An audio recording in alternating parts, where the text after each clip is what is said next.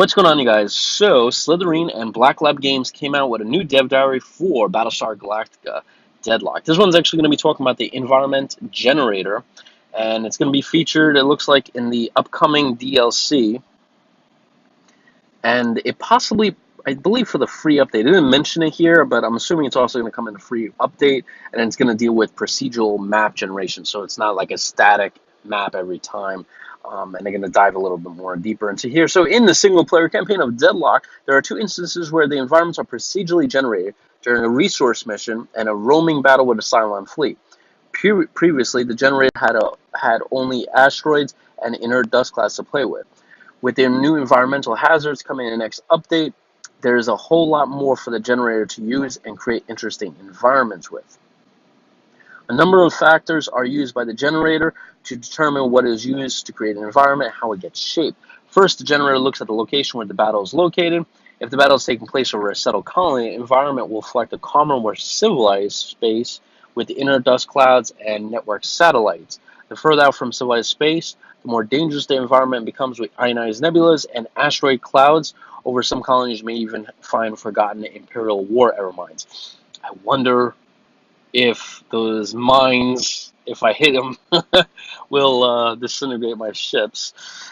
Additionally, the location determines the type of skybox used to surround the environment. Each of the four star systems, as well as Helena Starlink coordinates, have their own distinct sky to differentiate when you're currently battling. Alright, so you have Daedalus from version 1.0.41, which is what we normally see. And then here is the new environment that they're planning to do, which looks a lot more beautiful. Nice. Looks like something from like what NASA posts on the, from the Hubble. Once the generator knows what to make the environment out of, it takes great pains to construct shapes and bodies that provide interesting gameplay choices while providing a sense of scale to the battling fleets. The generator has been balanced to avoid blanketing the environment with hostile terrain and provide both the player and the Cylon AI with the new and interesting tactical choices to make. Interesting.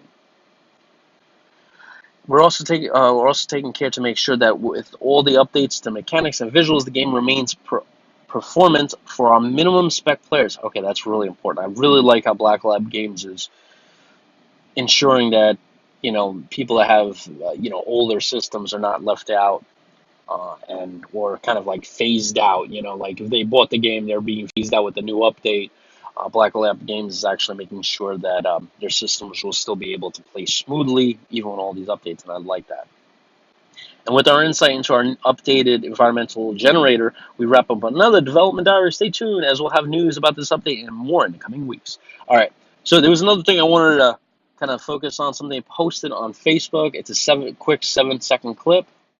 Okay, so here is the thing they posted on Facebook, and this is it's a new DLC is coming soon and never miss an update. And they posted this little clip here of, it looks like two Battlestars engaging, looks like a, what kind of ship is that? It doesn't look very familiar. Okay, so let's just play it.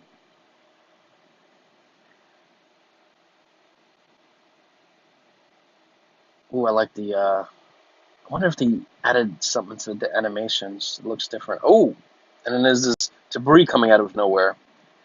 I wonder, so there was this scene in Battlestar, and I forget which episode, the episode name, but it was basically, if you're familiar with the new Battlestar Galactica series from the 2000s, there was a scene where they were basically, Adama came back to rescue the people that were left on the planet when the Cylons just showed up. And he basically jumps out and Pegasus comes to the rescue, but Pegasus is kind of sacrificed and it kind of like rams the Cylon base ship, destroys it. But pieces break off of them Cylon base ship and kind of hit other Cylon ships and explode them too.